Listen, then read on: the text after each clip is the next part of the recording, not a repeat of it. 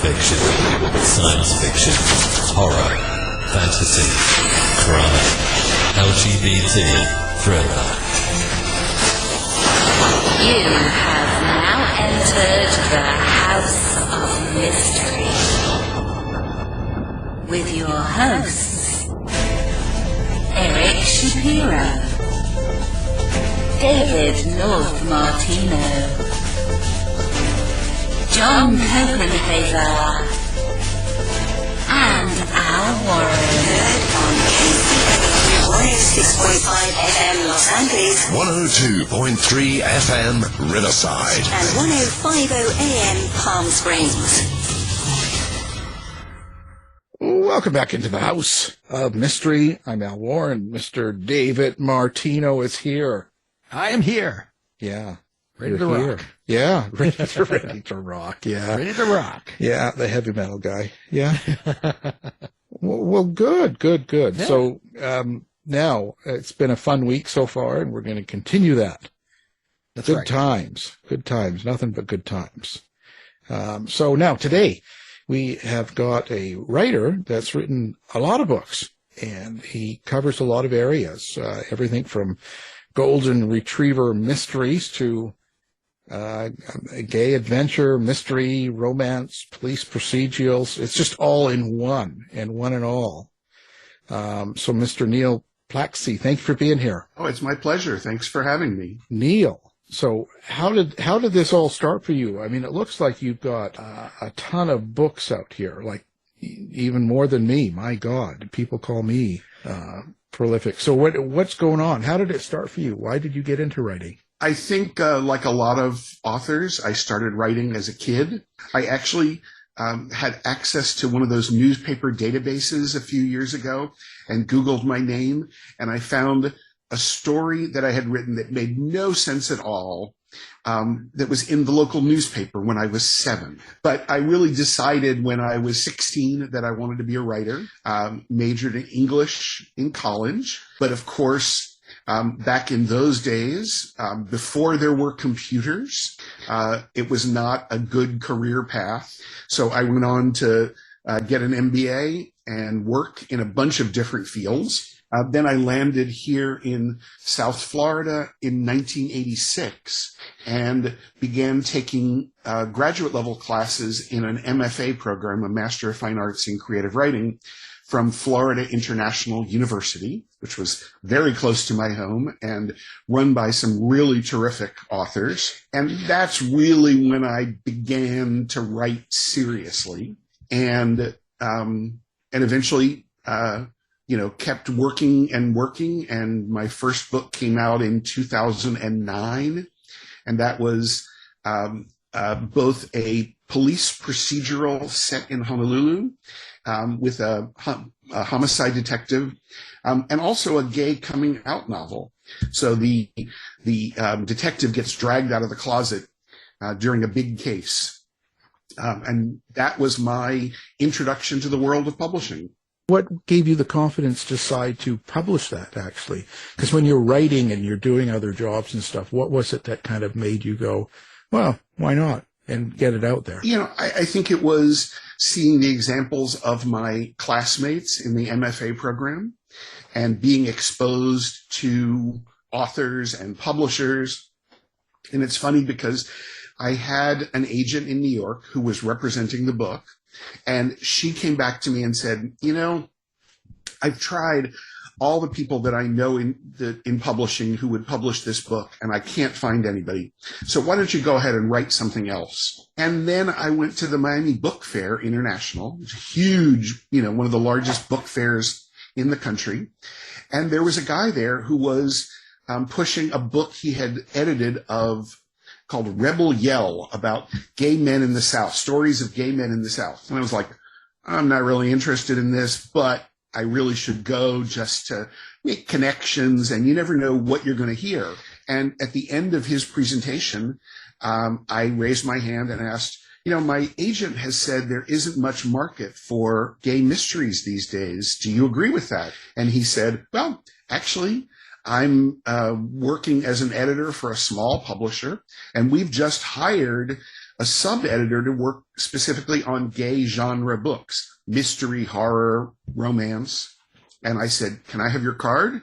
And he gave it to me, and the rest is history. I submitted the book, and it turns out my editor had already submitted the book to that publisher and been rejected because they hadn't yet changed their focus. And so I was able to get in when, they were just deciding we're going to start this new imprint.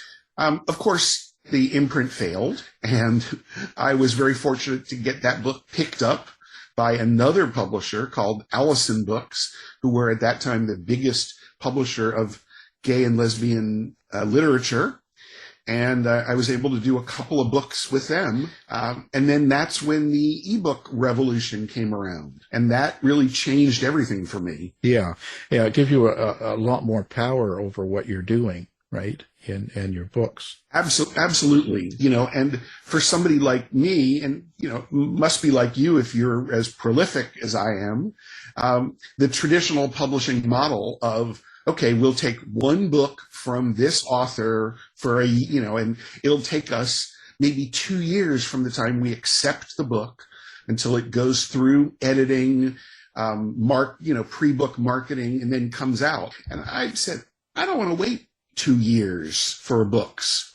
And whereas, in e-publishing today, I could finish the book today, of course, after having the editor review it and had multiple drafts done, had my beta readers look for, any, small mistakes that I've made, and I could hit a button and have it available on Amazon today. Right. So that's really good for somebody like me who writes a lot. Yeah.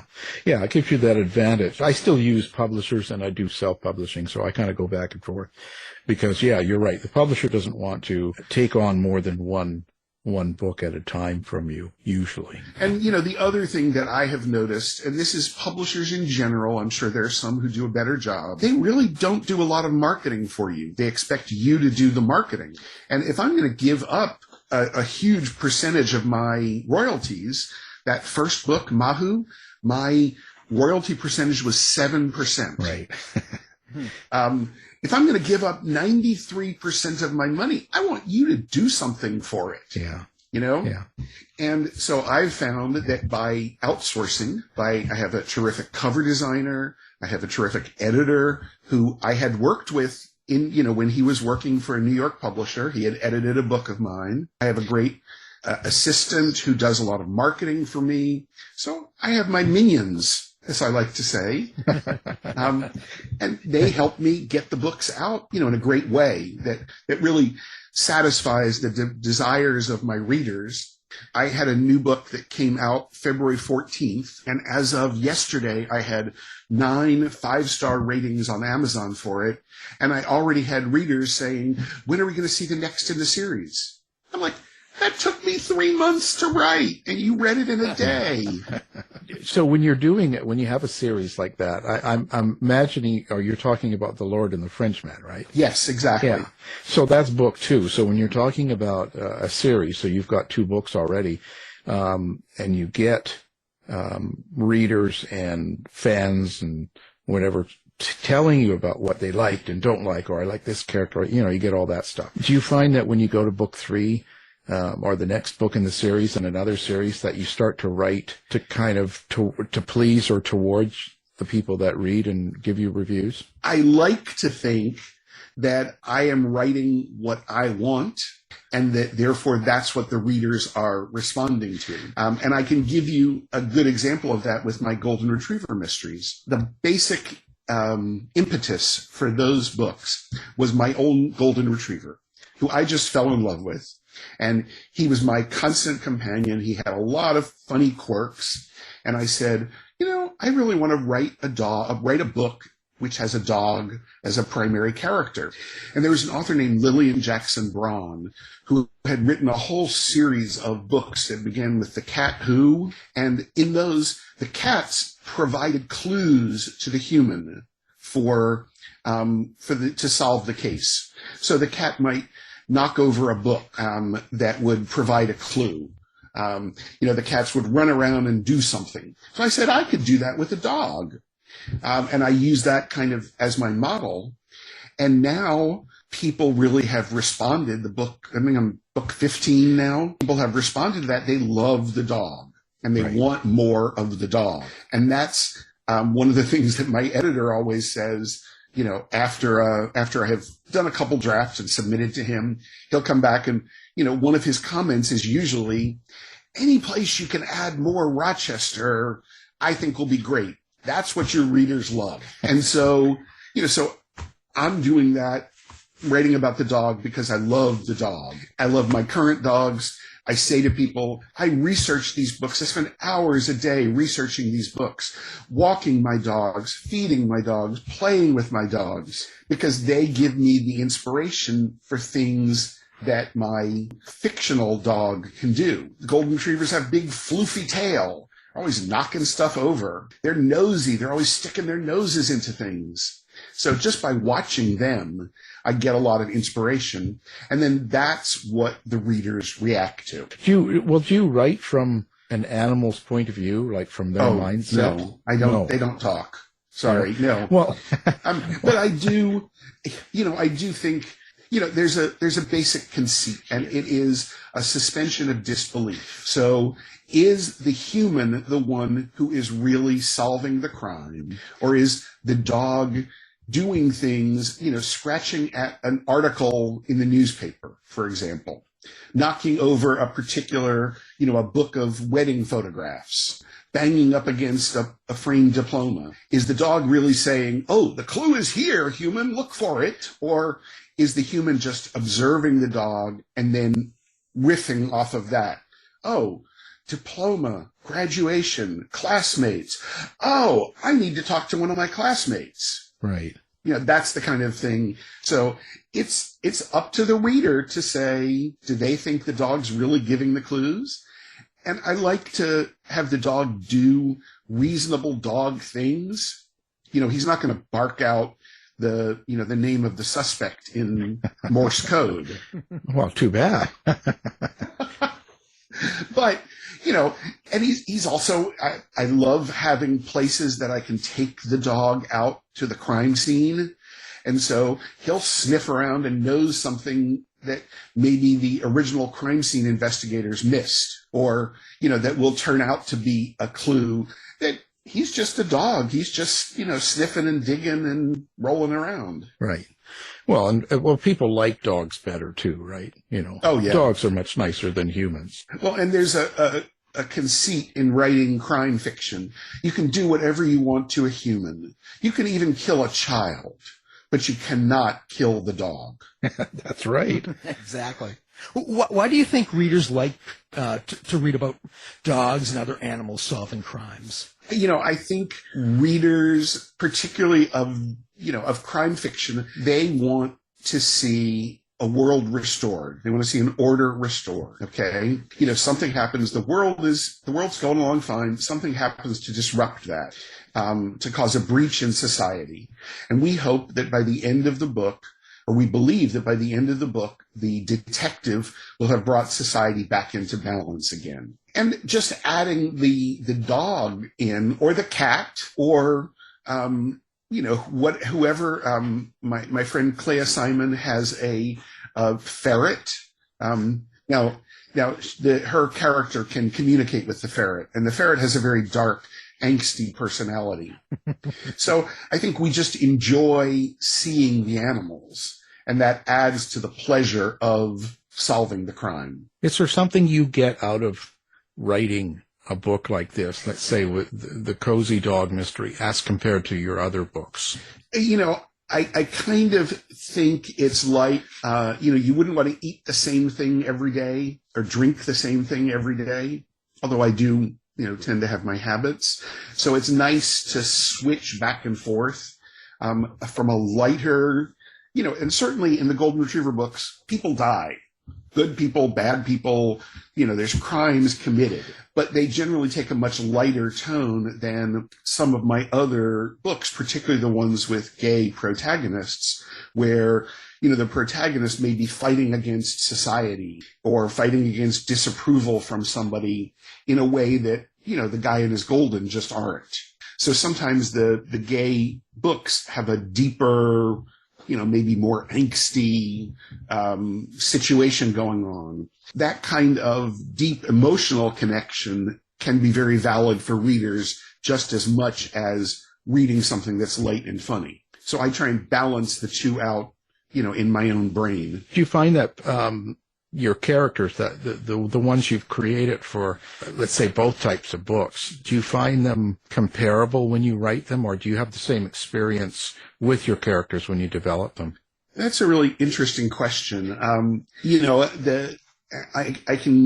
I think that as a writer, you take bits and pieces of your own experience, no matter what you're doing, no matter what you're writing. When I'm writing the Golden Retriever books, it's, more like me having fun with my dog. And then I will, kind of switch off into a more angsty place where I'm, drawing down a little deeper, and how does this really make me feel? And, the book that I have coming out, or the last book in the Mahu series, the most recent book, was called Unruly Son. And it's about a woman with a neurodivergent teenage son. And I have never, I've never had a child. I have never had intimate contact with somebody who was like that, who had those kind of behavioral issues. But, the more that I dig down, it's about a mother and a son. Okay, well, I was a son, I had a mother, how can you relate? How can I find bits and pieces of my own lived experience to add emotional depth to those characters? Right, because we're all human, and it all kind of carries over. Are you the type of writer that can hear your characters? Do you have an inner monologue? Is that how you create dialogue, or do you find some other way? Quite often. I have a great example of this. I had written maybe 6 books in the Mahu series, and I kind of thought I was done. I had gotten him to a place where I was happy with him. And again, I was on my way to a mystery writers convention called BoucherCon, which was in St. Louis, Missouri that year. And I was on this crowded train with my bags, just trying to get from the airport to the hotel. And the character started talking to me, and and it was something like, I know I shouldn't feel this way, but I just do. And then he kept talking. And I think, I don't remember what it was. Maybe it was marriage. I know I shouldn't feel, marriage is something that everybody has to do, because we're gay, we can have other traditions, can have other situations in our lives. And I was like, oh, just shut up until I can get to the hotel and start writing this down. Because I'm standing in the middle of a subway car juggling bags. And, I couldn't just start typing, and that told me that I wasn't done with that series. And the characters continued to talk to me for another, 7 or 8 books at this point. But I think I was saying that sometimes when I get into the zone and I'm just really focused on writing, the words just keep flowing. It's almost like automatic dictation. Yeah, but do you end up having blackouts and waking up with shovels in your hand or something? You didn't know where you were, and all of a sudden it's like, well, I don't know what happened. Is it live or Memorex? Like, which was it? So far I haven't been tempted, to actually carry out any of the nefarious deeds that I've come up with for characters. Although I have been tempted. Well, yeah, and that brings me to when you have a bad character, when you have someone in the story that is just awful, and they do bad things, and they're there to be the bad person, I guess, in a sense. How do you write that character? Do you write them from a point of view of explaining why they do things, or do you not even go that deep? And do you have issues, or do you have any problems writing an evil character? I believe in the dictum that every person is the hero of his own story. So even the bad characters have a reason for doing what they're doing. they have a motivation. And so if you can show that so that people understand why this guy, likes dark sexual practices, or what motivated this guy to kill someone else, then you're showing their humanity. And that's something that everybody can relate to. Yeah, because then they can see, because quite often the bad person, depending on what the story is, but quite often they're just people that they believe what they're doing is right or for a good reason, and it's sometimes they're doing it for their own reasons because they are moving their story forward. And that was something that I think I learned early on in my writing classes is you can't bring a character on stage just to do what you want them to do. Each character has his or her own trajectory. And the story is where the bad guy's trajectory intersects with the good guy's. And, you have to remember that person, the bad guy, is still going off in his own direction until he or she gets stopped by the protagonist. So they're not there just to, provide relief or just to, walk on, I'm going to walk on, kill this person and then walk away. They have a reason for doing what they did, and they're going to go off and do, what's right for them next. So what comes first for you? Is it the character, the story, or the setting? Really good question. At this point, mostly, because I'm writing mostly in series, it is the characters. And so I'm thinking, what can, Steve and Rochester get involved in next? What kind of a case can I find that interests me, that often maybe takes cues from what's going on in the world around me? I've, written about Bitcoin crimes, for example. But then, I started 2 years ago, I wrote a gay romance, set in Victorian times. And I wrote that because I had been reading so many books like that and loved them and said, ooh, I want to try my hand at this and see if I can do this. So in that case, it was kind of the time and the setting that came first. And then I started to look for who are the characters? What does somebody want? What's getting in their way? Who can they fall in love with? That kind of stuff. And then start fleshing out the characters to fit the time and the situation. Well, I'm wondering, you talk about how your characters speak to you, and especially in the most inopportune moments. And I've had that myself. I've even heard narration in my head when I was in the shower, and then you're like, how do I get out of the shower and without breaking my neck and write this down? But I was wondering, do your characters ever surprise you? Do they kind of even take the plot off the rails so that it makes it harder for you to get back on track for the ending that maybe you're hoping for? That's an interesting question, because normally the way that I write is I do sort of minimal plotting in thirds. So I will start out with, okay, I know what the first plot point is going to be about a third of the way in. And I often don't know the ending. I often don't know who did it or how or why. I'll just come up with an idea. The most recent book that I just finished for the Golden Retrievers, which will come out in the next couple months, is called Dog of Thieves. And it was inspired because we're having a controversy in my gated community over the removal of trees, many of which are sticking their roots out and disrupting the street and disrupting people's driveways and so on. And so I just thought, well, what if the guy who they signed, the contractor that they hired, defaulted and ran away with their $100,000? Well, Steve and Rochester are going to, get on the track of him. And then I had a totally different thief plot. And I'm like, how am I going to work these two together?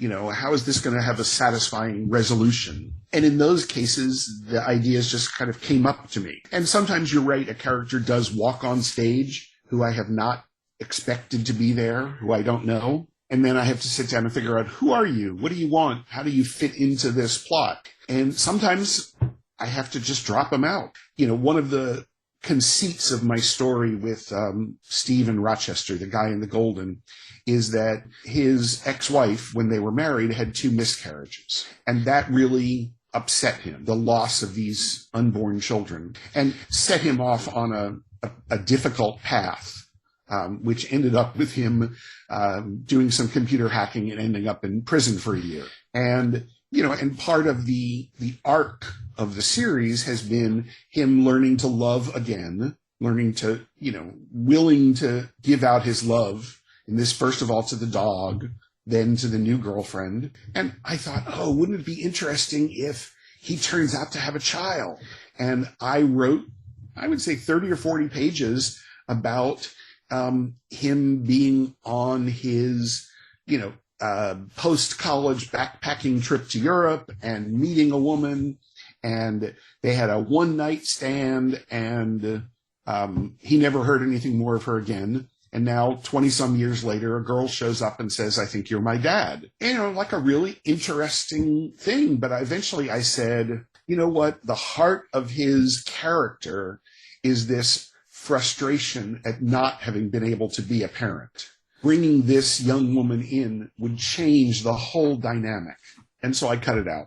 She's somewhere else. Maybe she'll come back. Who knows? Yeah, but the question is, did he get raped in prison? No. I have tried to avoid that.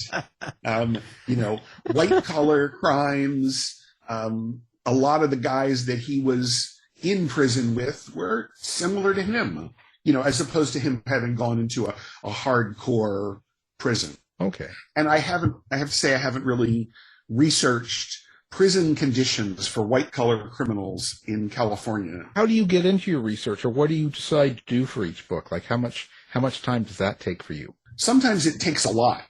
Certainly for the historical romances, sometimes I'll be ready to move the character from point A to point B, and I'll have to stop and go research. What kind of carriage would he be in? Was it a horse-drawn carriage? Did they have trains then? When did the trains run?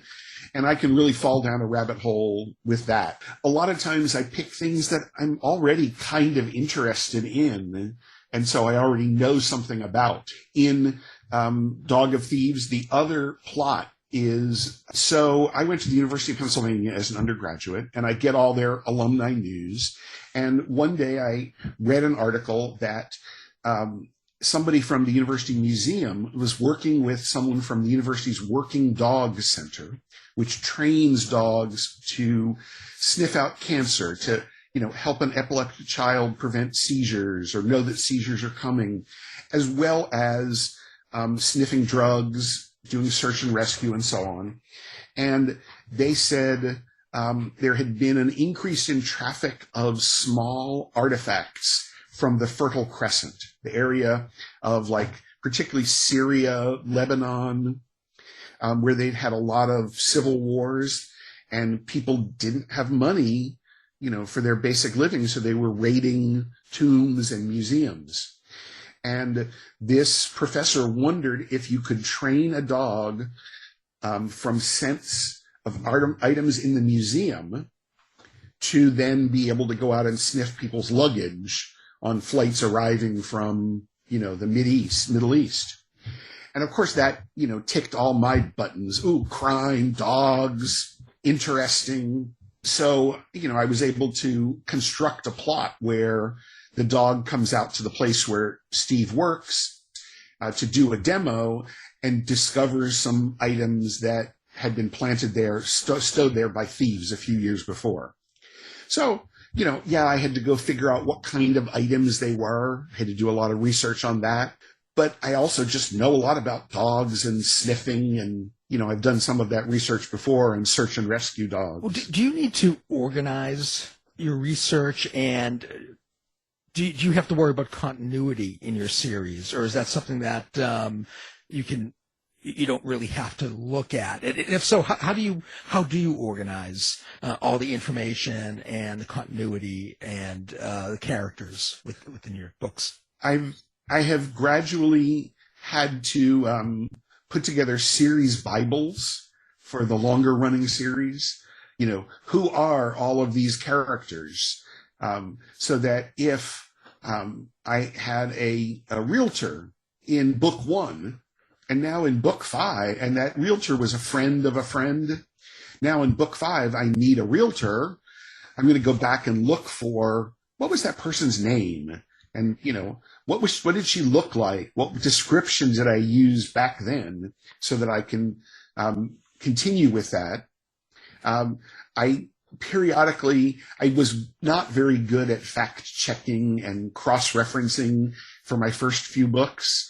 And every now and then I would get an email from a reader that, I made a big deal in, let's say, book 10 over Steve's girlfriend's mother dying. And it was it was part of a much larger theme over death, of course, because it's a mystery novel. And so then I had a reader email me and say, "Oh, you killed her mother off in book 5."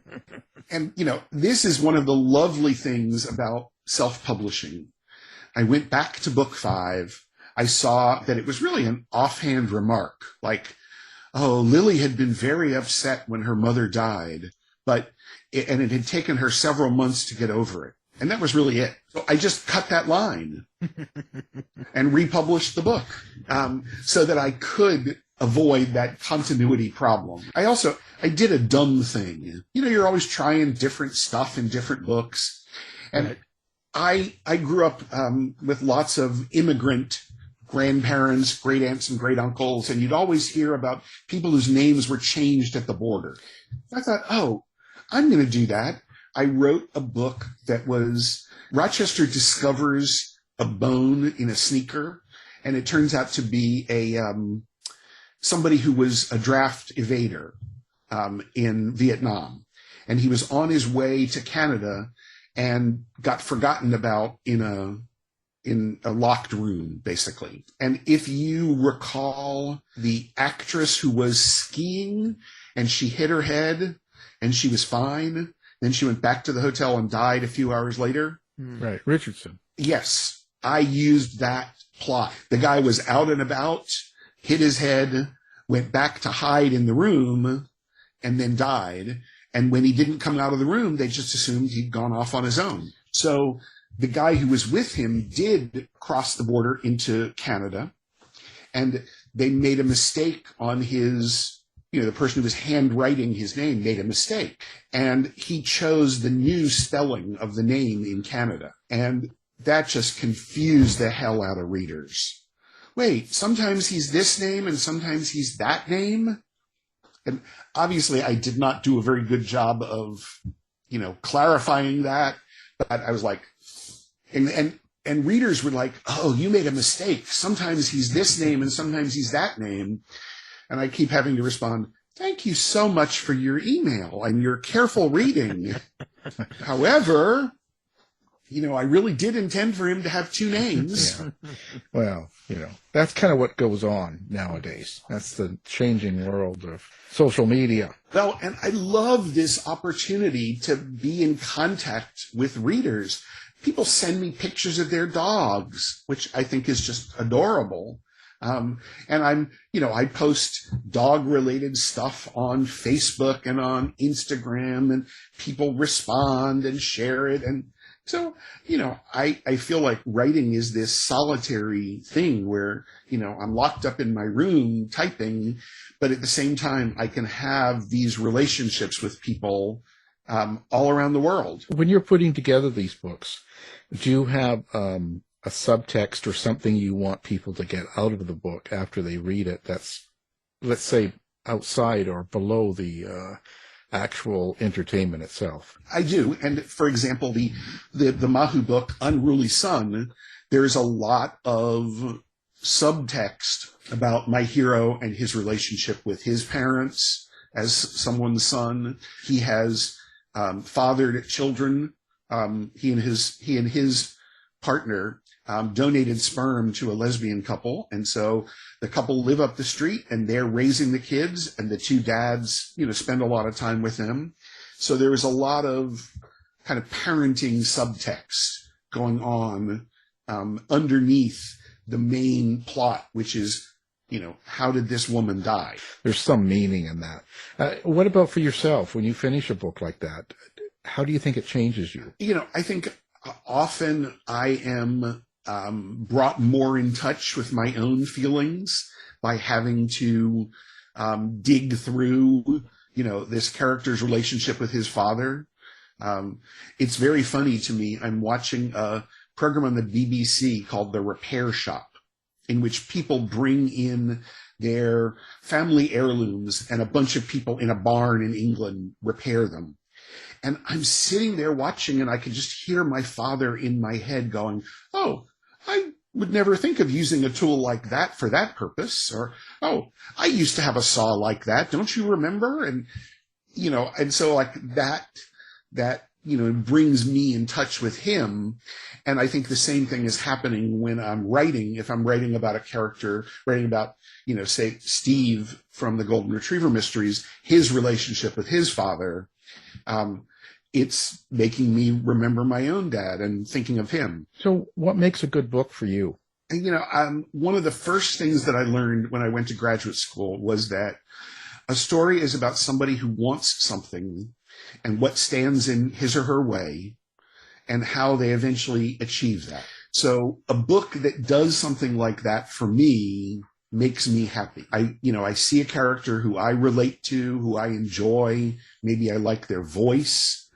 Maybe I just connect with them because of age, sexuality, religion, area of origin, any of that sort of stuff.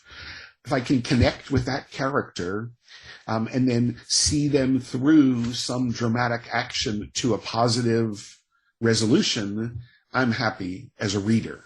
And therefore, that's the kind of experience I want to give, in my own books. What do you think what's your favorite part of writing? How's that? Hitting the publish button. Being done. No, I actually think the part that I'm doing right now, where I'm thinking about what is the plot of this next book, what's going to happen, and being open to inspiration. That's a really fun part. But at the same time, it's really fun too. After I get my editor's comments back on a book, he'll point out things that I put in there unthinkingly or unknowingly. Like, did you realize there's a theme of X running through this story? Like, oh, I didn't see that. That's interesting. And then at that point, how can I go through and with minor changes amplify that? Those kinds of places are all fun. I'll tell you my least favorite part. I was just going to ask.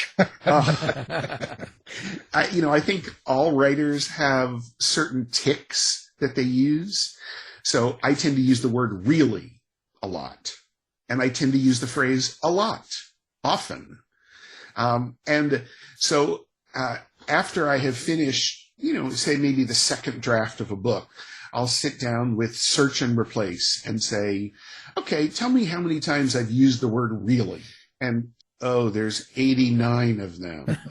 Really a now lot. I have to go back and look at each one and say, if this is in dialogue and the character's saying, I waited a really long time for you, that's okay. But if the narrator is saying, I waited a really long time for her to show up, well, that's kind of vague. Can I go back and be more specific? I kept looking at my watch. I realized it had been a half an hour, that kind of stuff. And I just realized another thing that I realized. One of the things that is a hot topic, or was a hot topic recently, was deep point of view. And deep point of view means you're really in the character's point of view as you're reading. And things like, I realized it had been a long time, take you one step out. If you were to say, it had been a long time, that's more directly focused on what the character is thinking and saying. And that ability to go deeper into the person's point of view so that it's not a narrator telling you things, it's the character experiencing things. So I look for those things too. How can I get rid of those tics? And how can I deepen the point of view by getting, I thought about it for a while, get rid of that kind of stuff. And that's just really tedious. Really easy. So now social media, where do people find Neil? Do you have what book? I'm most active on Facebook and Instagram, all under my own name, Neil Plakcy. My website, I did buy neilplakcy.com, but because my name is so easily misspelled, I just use the website Mahu Books, M-A-H-U Books. Because I have spent my life explaining how to pronounce and spell my last name. When my paternal grandfather, and his 11 siblings came to the United States, there's a letter K, there's a letter S in the Russian alphabet, there's a letter C in the Russian alphabet, but there's no letter X. So you might often see the name Alexander as Aleksander. So my grandfather just transliterated Plakcy, not realizing that everyone in the English-speaking world automatically puts the C before the K. So it was really interesting when there were photographs along with the news story of McDonald's closing in Russia. And I saw the Cyrillic logo for McDonald's, and it ends in the letter C. I see that. You should have changed your name to Smith. I thought about, I had a kind of nom de porn. I first began publishing erotic fiction, and I used a different name for that. And I kind of thought, do I really want to go? I guess I didn't realize when I started I was going to have such a long career. When you publish your first book, you often think, that's it. That was my book. And so, now I'm, 50 books in, and I'm going to conferences, and I'm, going online and social media and stuff, and constantly having to spell my name. Well, could be worse. There are worse things. Yeah, certainly. Well, of course, now we'll have all that up on our website as well, so people can find you with one click. It'd be easy. Do you ever go back to your old work and kind of reread it and think about redoing some of it? I have. So, I got the rights back to a number of books in the past. I had books published professionally, and I got the rights back. And then when I was ready to self-publish those, I did go through and read every book again, just to make sure that the publisher hadn't overlooked errors, that I hadn't, you get a different feel for books when you read the series of 6 in a row. And I know that from my own experience as a reader, discovering an author who I fell in love with and immediately go read the next 5 or 6 books. And I realize, he's used the same phrase to describe this character in 6 books. So I wanted to try and avoid that kind of stuff. Generally speaking, when I read through it, I'm happy. I'm like, this is better than I expected. I like this. No, I know the feeling. A lot of times people will complain about that. Some of my first books, but they sell well, and I'm really embarrassed by them. I think I was lucky in that my publishing career started relatively late in my life, and I had already worked out a lot of those, adolescent imitations. I can remember reading Lolita and then trying to write in that, that very arch style for a while. And that was a problem for me as a younger writer. I would read something that had a great style to it, and suddenly I'd find that my own writing was in that style. But fortunately, I didn't start publishing until I really had my own voice down. And I think that's why, that first book got published, because I really had my voice down at that point. That makes all the difference to find your voice. And I think I was kind of in the middle of it, actually. So, because I started later too. I wasn't a young kid like Dave there. Dave's been publishing since he was 6. Oh, yeah. So right. Wow. It's been a really interesting conversation and everything. Oh, I was going to ask about your reviews. Do you follow reviews? Are you interested in reviews, or do you stay away from that? So first of all, I noticed something really interesting in the last couple of months. Amazon must have a way of when you finish a book, you can just put a rating in without doing a full review. And so suddenly I noticed, wow, I've got 7-star ratings and 0 written reviews. I look at reviews sometimes when I need a quote for a piece of publicity. And I'll go back and see, did I get reviewed in a publication? If not, was there some Amazon reviewer who gave it 5 stars and said something really wonderful? And so I'll look for that. I had a really interesting experience with reviews in the first of those Victorian romances.